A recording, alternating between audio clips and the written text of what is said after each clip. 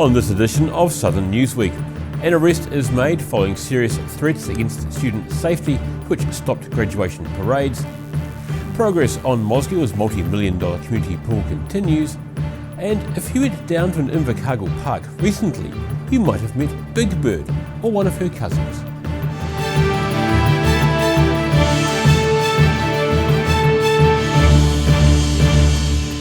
Kia ora, I'm Daryl Baser. Police have arrested a woman linked to threats made to the University of Otago graduation ceremonies earlier this month. It's unclear whether the person heeded a police message sent a week earlier to come forward when they said it's not too late. This morning, Southern District Commander Superintendent Paul Basham says a 22-year-old woman has been charged with threatening harm to people or property in relation to the cancellation of graduations earlier this month. Just 7 days ago, the Southern Superintendent was all but pleading with those behind the threats to own up. I would say this to the person that has, or the persons that have sent the threat.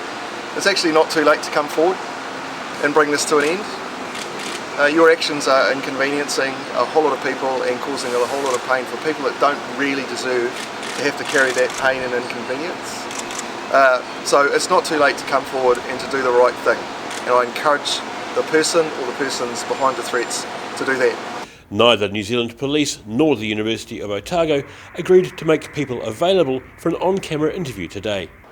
However, at the December 11th media briefing, a tearful Harleen Hayne said the university was in a waiting game. Good question. So right now the university is waiting to make sure that we can hold ceremonies in a safe manner, and as soon as we can, we will be in touch with graduates who are here about what might be possible for you.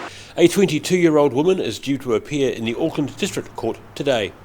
In a statement, police said, "We know this result will provide a sense of relief to both the University of Otago and our wider Dunedin community."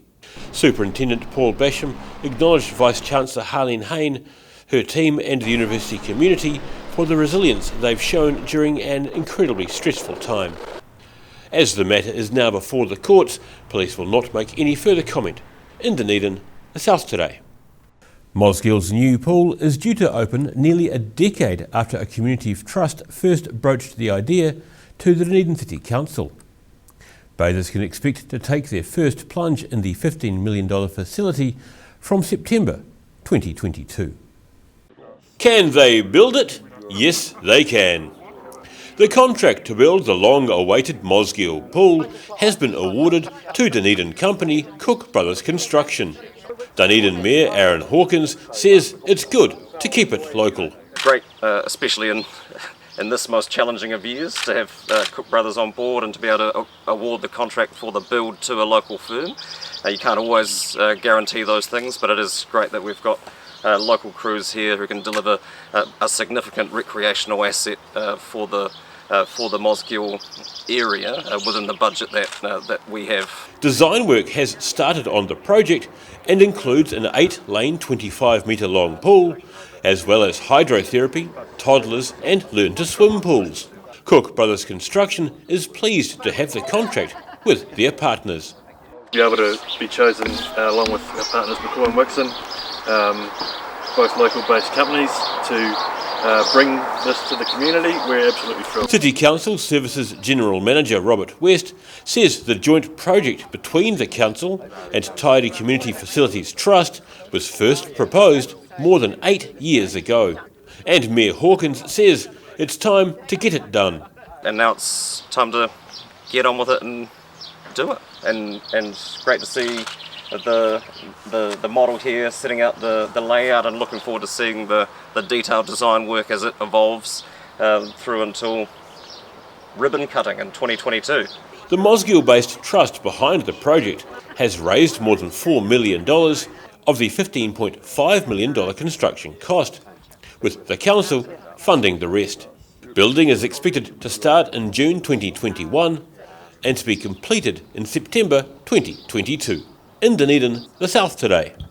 Youngsters had the chance to see exotic birds, including ostriches up close and personal, on a special tour of Invercargill's Queen's Park. The event is the first of several public education days set to take place this summer. About 50 children with their parents visited the Birds and Animals at Queen's Park in Invercargill for an educational tour. On their day out, they were introduced to ostriches and got to hold a hollowed-out ostrich egg, something which was a hit with 5-year-old Harper Morton. My favourite thing about seeing the ostriches was holding the ostrich egg. Yeah. And I could see how big their eyes are. The Invercargill City Council Living Species team says they were pleased with the inaugural event. It was good. There was quite a few people. We weren't too sure how many people would show up since it was our first time doing something to the public like this. But I had a good turnout and Abby did as well, so that was good.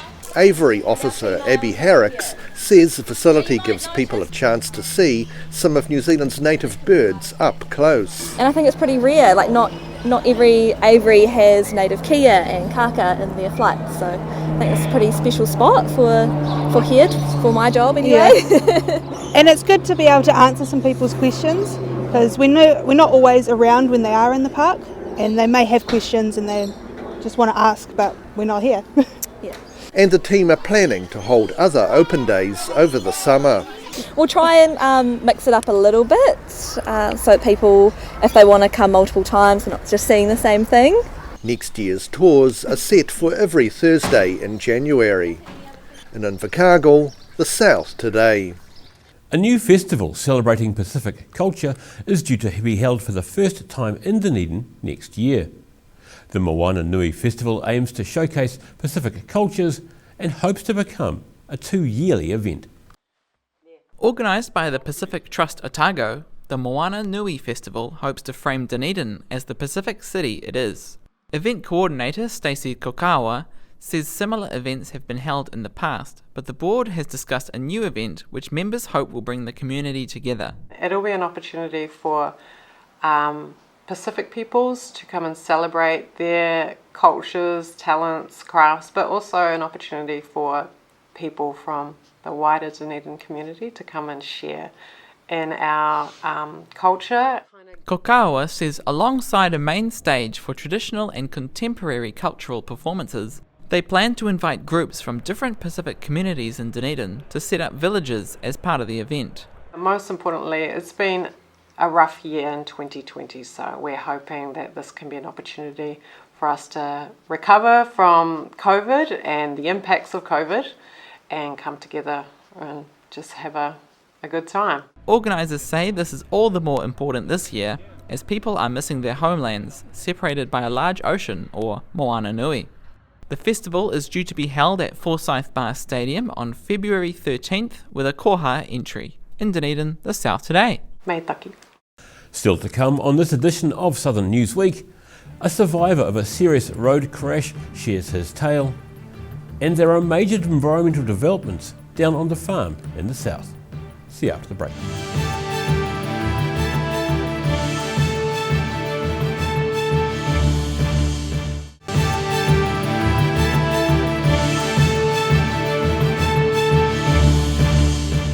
Welcome back.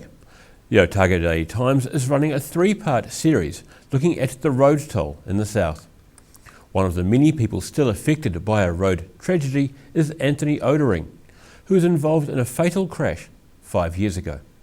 Dunedin man Anthony Odering regularly visits the intersection between Hope and Stafford Streets, which he drove his ute through early one morning 5 years ago, only to encounter a speeding Ford Laser that failed to give way. Then just out of nowhere, a car came, and I remember being up on 2 wheels and thinking, well, this isn't going to end good.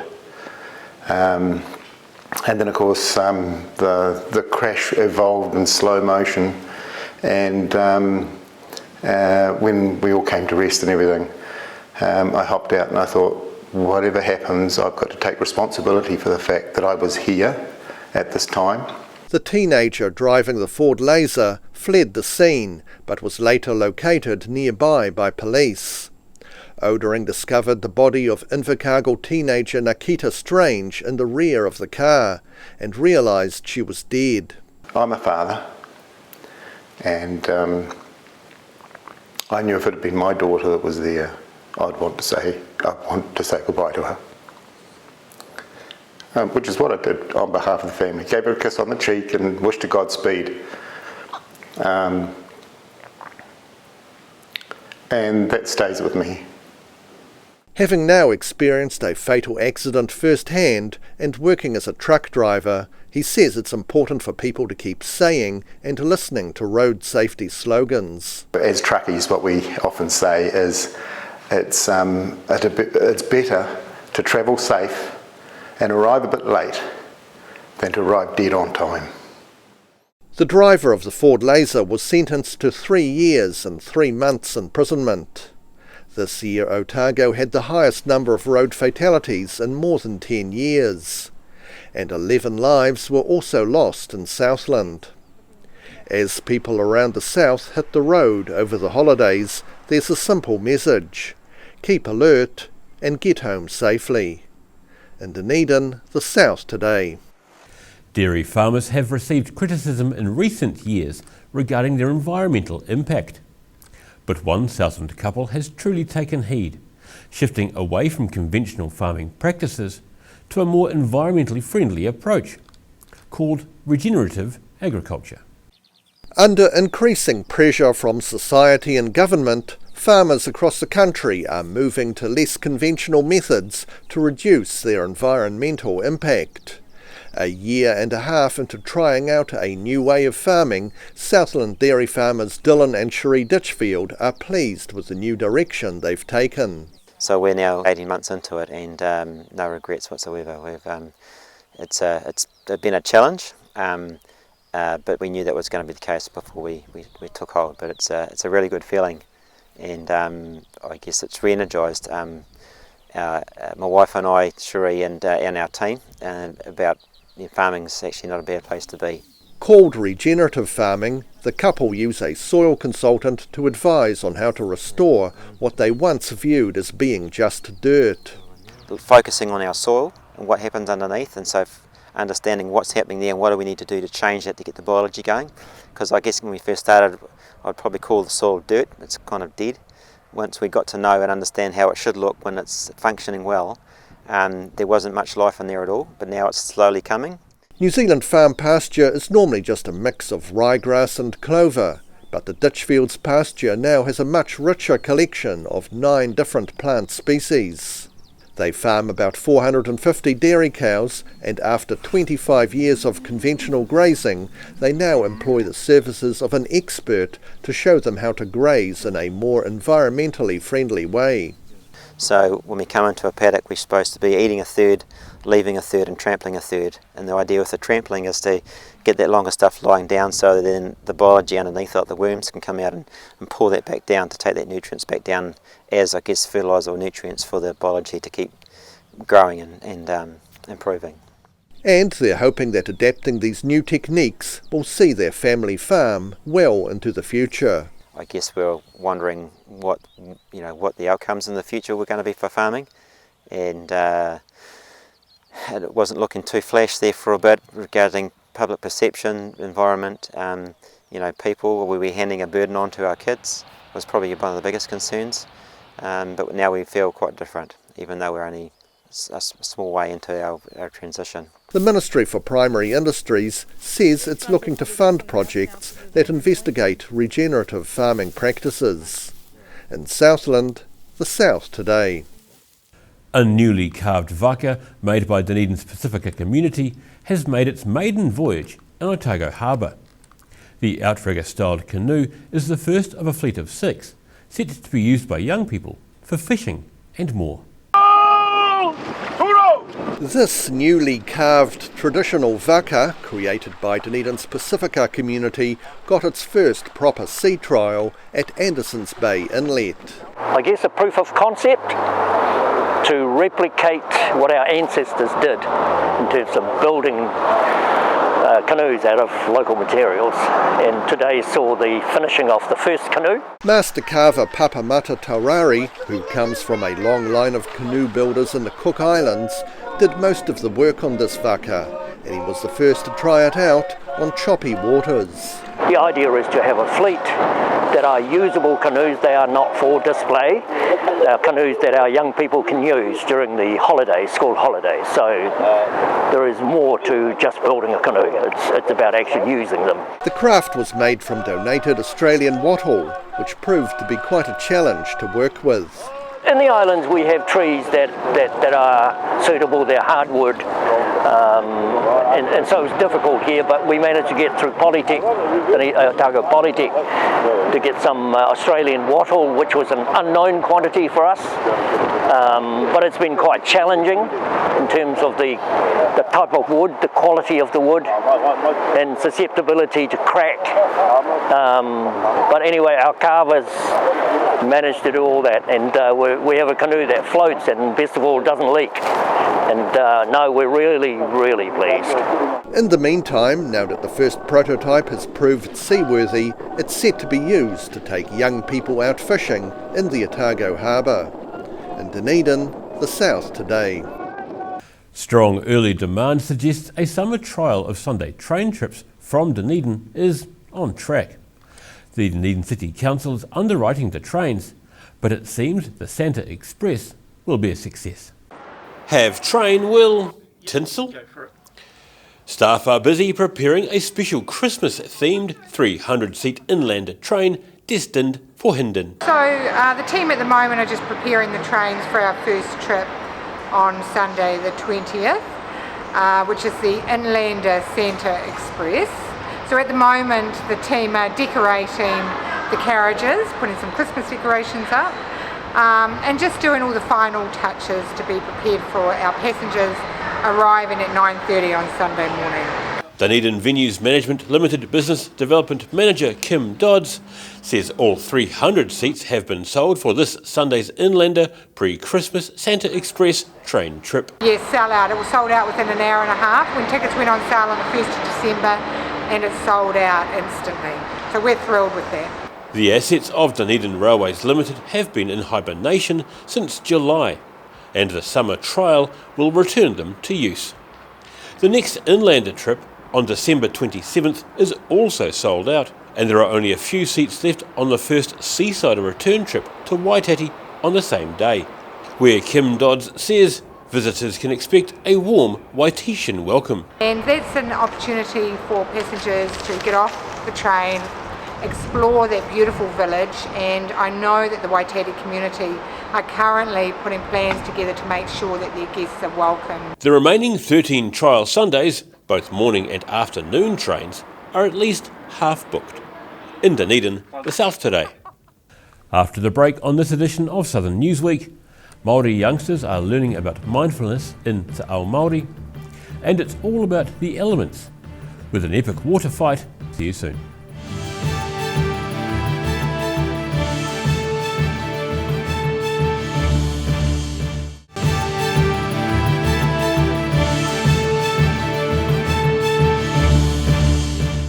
Welcome back. The importance of taking a moment to stop and breathe will be in the forefront of Invercargill visitors' minds, thanks to an interactive Te Ao Māori mural launched in the Central Business District. Practicing breathing and mindfulness has inspired a group of southern youngsters to create a mural in Invercargill. Waverley Park School's kaiako or teacher is proud of their work, along with the people who are behind the event. We love working with you. You do bring superb energy to our community, and we hope to do more, have a future. The interactive display on the city's redevelopment panels was initiated by Sport Southland's Healthy Families team, along with the help of community members, Invercargill youngsters and their teachers. Healthy Families lead innovator Stella O'Connor says the collaboration is aimed at helping people calm their mind and in turn improve their mental well-being. When the opportunity first came up to contribute to the art trail in the city, we reached out to our Hikarere group of teachers to see if they'd like to do a mural. And this is a group from our region that sort of meet to strengthen and support incorporating physical activity with the Te Ao Māori lens. The display features a series of images of Southland children demonstrating Te Ao Māori breathing techniques called Hikatia Te Ha, a concept originally developed by education lecturer Rawiri Hindle. Fireburden says the recent launch event was excellent for the children. To be here, be part of even this hui, and then to go and sing our waiata in front of their beautiful murals. So, nō reira, tēnā koutou, tēnā koutou, tēnā koutou. The pupils from Waverley Park School say it was really fun learning about the breathing techniques and how they related to Māori atua. In Invercargill, the South Today. Despite wet weather, festive spirit has been on show in Invercargill recently. Christmas in the park went ahead with many families happy to get out and celebrate despite the light rain. Light drizzle did not stop families from gathering around the Queen's Park Band Rotunda for this year's Christmas in the Park in Invercargill. Probably the most sheltered spot was for the live musicians on stage, but many others used umbrellas to ward off the raindrops as they sat on picnic mats and camp chairs to enjoy an afternoon of music, games and celebrations. It's a great day out for the family, and we're just hoping that the showers stay away and people come out in their droves to enjoy this festive start to 2020. Organiser Blair Savoury says after a challenging year, people were keen to have some family fun at the free event. Well, if the sun comes out, we might get 2,000. If it stays like this, we might get 1,000. Who knows? It's a free event for families, so if people aren't busy and they're into it, they'll come. Light showers are forecast for much of the south for every day until after Boxing Day.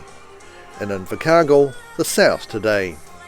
Lee Stream School pupils teamed up in the annual water fight on the last day of school against the school's 3 teachers, and no mercy was shown by either side.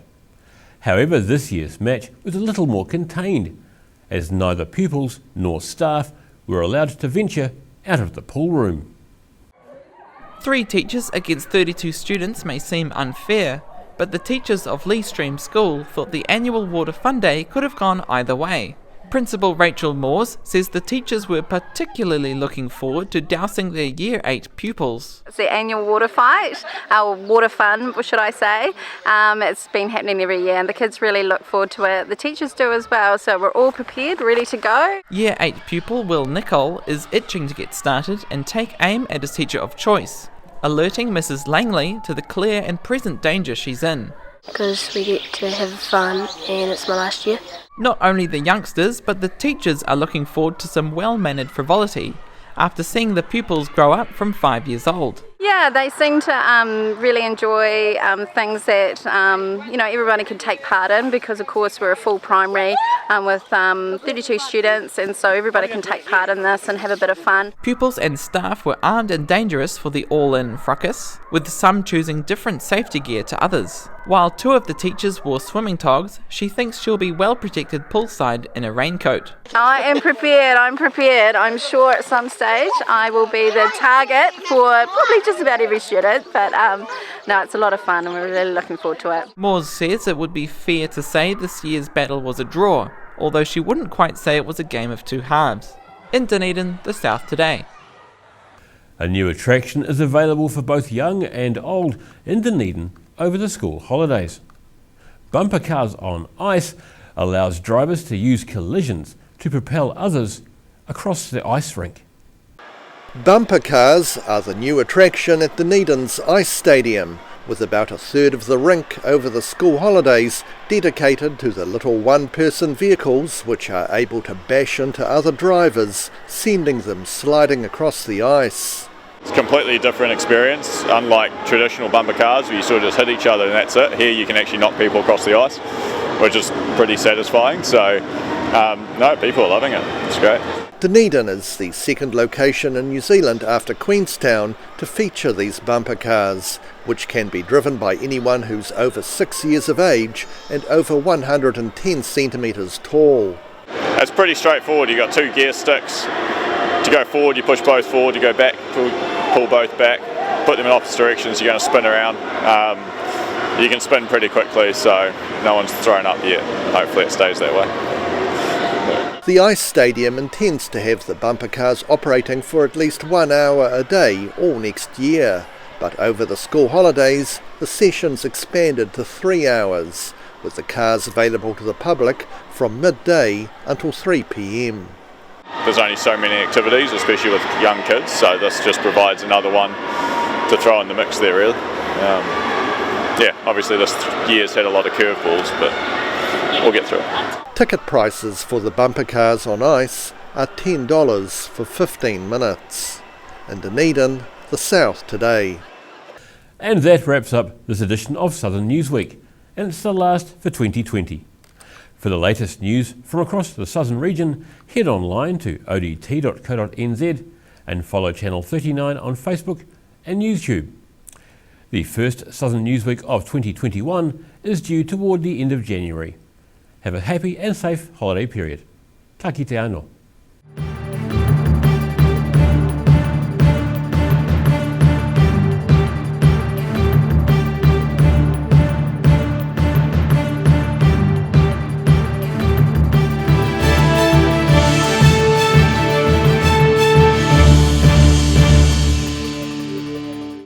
Supporting local content so you can see more of New Zealand on air.